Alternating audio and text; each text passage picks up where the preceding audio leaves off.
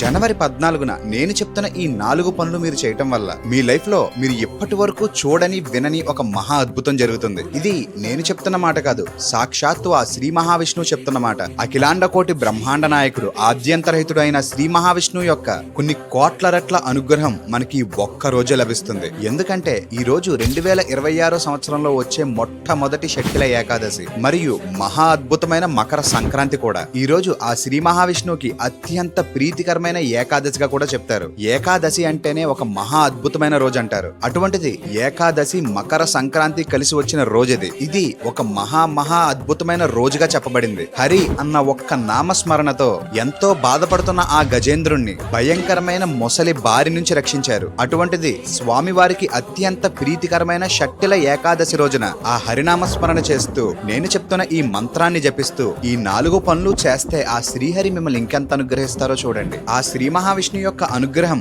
మీ పైన ఖచ్చితంగా ఉంటుంది. మిమ్మల్ని ఎటువంటి కష్టం నుంచైనా, అది ఎటువంటి కష్టమైనా ఒక కవచ కుండలాలతో రక్షిస్తారు. మీ పైన ఏలినాటి శని, కంటక శని, అష్టమ శని, అర్ధాష్టమ శని ప్రభావం కూడా తగ్గుతుంది. ఇదే ఆ మంత్రం. ఓం నమో భగవతే వాసుదేవాయ నమః. ఈ మంత్రాన్ని 108 సార్లు జపించండి. ఆ రోజు మీరు నల్ల నువ్వులతో స్నానం చేయండి. నల్ల నువ్వుల పేస్ట్ తో చిన్నగా బొట్టు పెట్టుకోండి. దీపంలో నల్ల నువ్వులు వేసుకుని శ్రీ మహావిష్ణువుకి ఈ దీపాన్ని సమర్పించండి. నువ్వులకి సంబంధించిన పదార్థం ఏదో ఒకటి తినండి. ఈ 4 పనులు మీరు చేయటం వల్ల మీకు చాలా మంచి జరుగుతుంది. నన్ను